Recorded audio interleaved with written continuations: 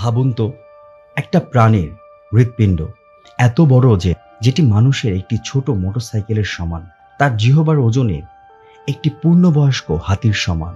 আর সে যখন গান গায়, সেই শব্দ পানির নিচে শত শত কিলোমিটার দূর থেকে শোনা যায়।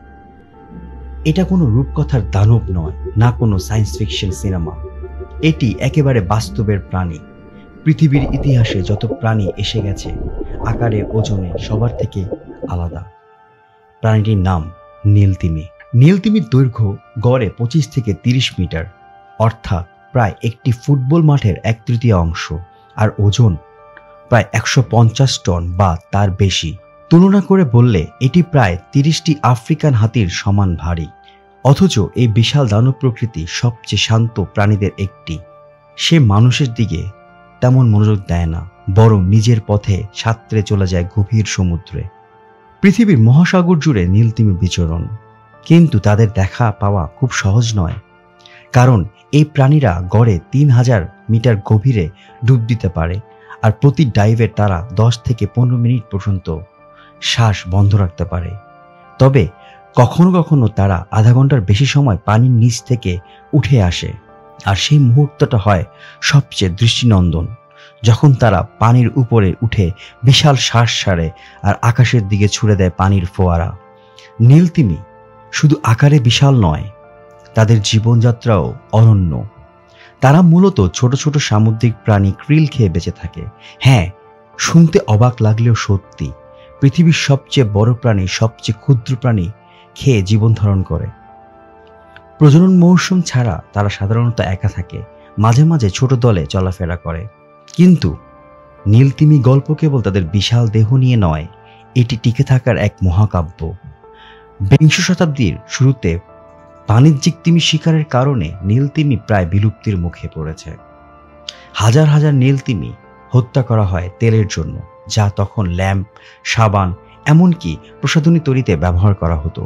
1966 সালে আন্তর্জাতিক তিমি কমিশন নীলতিমি শিকার নিষিদ্ধ ঘোষণা করে, কিন্তু ততক্ষণে তাদের সংখ্যা এতটাই কমে যায় যে পুনরুদ্ধার হতে দশক লেগে যায়। নীলতিমি সংখ্যা খুবই সীমিত। অনুমান করা হয় পুরো পৃথিবীতে মাত্র 10,000 থেকে 25,000 নীলতিমি বেঁচে আছে। জলবায়ু পরিবর্তন, জাহাজের ধাক্কা, সমুদ্র দূষণ সবকিছুই এখন তাদের অস্তিত্বের জন্য হুমকি।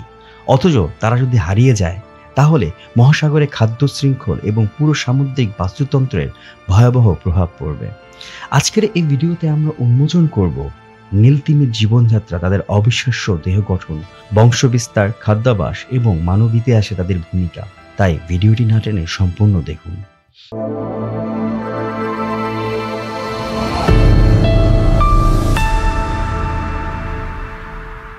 নীলতিমি ব্যালানোপেট্রা মাস্কিউলাস বেলিন তিমি পরিবারের অন্তর্গত। তাদের চামড়া ধূসর নীল রঙের এবং সূর্যের আলোয় পানির নিচে পড়লে যেন নীল আভা ছড়িয়ে পড়ে। সেখান থেকে এসেছে নীলতিমি নামটি। নীলতিমির দৈর্ঘ্য 80 থেকে 100 ফুট, প্রায় একটি বোয়িং 737 বিমানের সমান। এদের ওজন 120 থেকে 150 টন। নীলতিমির জিহ্বার ওজনই প্রায় একটি হাতির সমান, আর হৃৎপিণ্ডের ওজন হতে পারে একটি ছোট গাড়ির মতো, প্রায় 450 কেজি। নীলতিমি প্রতিদিন গড়ে 4 টন ক্রিল খেতে পারে। খাদ্যের মৌসুমে তারা দিনে প্রায় 8 ঘন্টা পর্যন্ত খাওয়ার জন্য ব্যয় করে। শিকার করার জন্য তারা 30 মিনিটের বেশি পানির নিচে থাকতে পারে এবং একবার শ্বাস নিলে প্রায় 5000 লিটার বাতাস গ্রহণ করে। নীলতিমির ডাক সবচেয়ে জোরালো প্রাকৃতিক শব্দগুলোর মধ্যে একটি। তাদের ডাক পানির নিচে শত শত কিলোমিটার পর্যন্ত শোনা যায়। বিজ্ঞানীরা মনে করেন এই শব্দ দিয়ে তারা একে অপরকে খুঁজে পায়, শিকার খুঁজে বের করে এবং অভিবাসন পথ নির্ধারণ করে। নীলতিমি এক জায়গায় স্থায়ীভাবে থাকে না, তারা হাজার হাজার কিলোমিটার ভ্রমণ করে। শীতকালে উষ্ণমণ্ডলীয় জলে প্রজনন করে এবং গ্রীষ্মে মেরু অঞ্চলে গিয়ে খাওয়া দাওয়া করে। এই অভিবাসনের প্রধান কারণ হলো খাদ্যের প্রাচুর্য। মেরু অঞ্চলে ঠান্ডা পানিতে গ্রীষ্মকালে প্রচুর ক্রিল জন্মায়, যা নীলতিমির প্রধান খাদ্য। আর শীতকালে তারা উষ্ণ পানিতে চলে যায় বাচ্চা জন্ম দিতে, কারণ নবজাতক তিমিরা ঠান্ডা পানি সহ্য করতে পারে না। বিজ্ঞানীরা এখনো ঠিক জানে না তারা কিভাবে এত দীর্ঘ পথ নির্ভুলভাবে অতিক্রম করে। ধারণা করা হয় তারা পৃথিবীর চৌম্বক ক্ষেত্র, সূর্যের অবস্থান এবং পানির তাপমাত্রা ব্যবহার করে পথ নির্ধারণ করে। 20 শতাব্দীর শুরুর দিকে শিল্পায়িত তিমি শিকার শুরু হয়। উন্নত হারপুন বন্দুক এবং বিশাল তিমি শিকার জাহাজ নীল তিমিকে প্রায় বিলুপ্তির পথে নিয়ে যায়। শুধু 1930 সালের এক মৌসুমে প্রায় 29,000 নীল তিমিকে হত্যা করা হয়। বর্তমানে নীল তিমি আন্তর্জাতিকভাবে সংরক্ষিত হলেও তারা এখনও নানা হুমকির মুখে। বিশাল কার্গো ও ক্রুজ জাহাজের সঙ্গে ধাক্কা লেগে তিমির মৃত্যু হয়।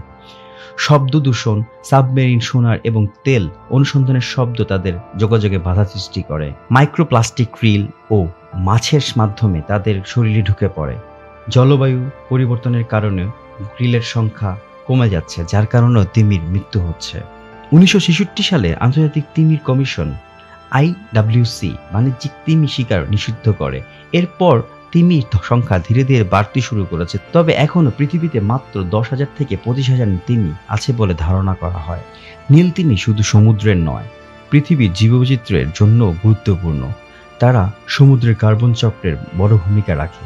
তাদের বর্জ্য পানিতে পুষ্টি ছড়ায়, যা প্ল্যাঙ্কটনের বৃদ্ধি বাড়ায়। এই প্ল্যাঙ্কটন কার্বন ডাই অক্সাইড শোষণ করে পৃথিবীর জলবায়ু নিয়ন্ত্রণে সাহায্য করে।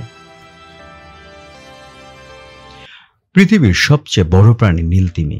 কিন্তু আপনি জানেন, এই বিশাল প্রাণীটি যখন মারা যায় তখন তার শরীরের সাগরের তলদেশে একটি সম্পূর্ণ নতুন জগৎ তৈরি করে। জীবনের শেষ সময়ে নীল তিমি যেন মৃত্যুর আভাস পায়। তখন তারা নিজেদের আবাসস্থল ছেড়ে গভীর সমুদ্রে যাত্রা করে, শত শত মাইল দূরে জীবনের শেষ ঠিকানায়। মৃত্যুর পর তারা বিশাল দেহ ধীরে ধীরে সাগরের তলদেশে ডুবে যায়। প্রথমে হাঙ্গর ও ইলফিশের মতো বড় বড় শিকারী এর মাংস খায়। কয়েক মাস পরে হাড়ে লেগে থাকা অবশিষ্ট মাংস খায় সামুদ্রিক প্রাণীরা। এরপর আসে জম্বিওয়ার্স। এরা তিমির হাড়ের অ্যাসিড ছড়িয়ে প্রোটিনে ও ফ্যাট মুক্ত করে, যা বিশেষ ব্যাকটেরিয়া খাবার তৈরি হয়। বছরের পর বছর ধরে এই হাড়ের চারপাশে জন্ম নেয় এক অনন্য সামুদ্রিক পরিবেশ। পুরো প্রক্রিয়াটি সম্পূর্ণ হতে সময় লেগে যায় প্রায় 100 বছর। তাই বলা হয় নীল তিমি মারা গেলেও জীবন দিয়ে যায় শত শত প্রাণীকে।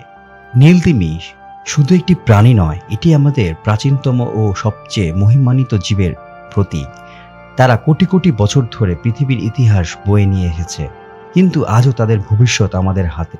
প্লাস্টিক ব্যবহার কমানো, সমুদ্র দূষণ রোধ এবং সামুদ্রিক সংরক্ষণ কর্মসূচিতে অংশগ্রহণ, এই কয়েকটি পদক্ষেপই তাদের রক্ষা করতে পারে। আগামী প্রজন্ম যেন নীল তিমি ডাক শুনতে পায়, তবে সেই উদ্যোগ আমাদের নিতে হবে।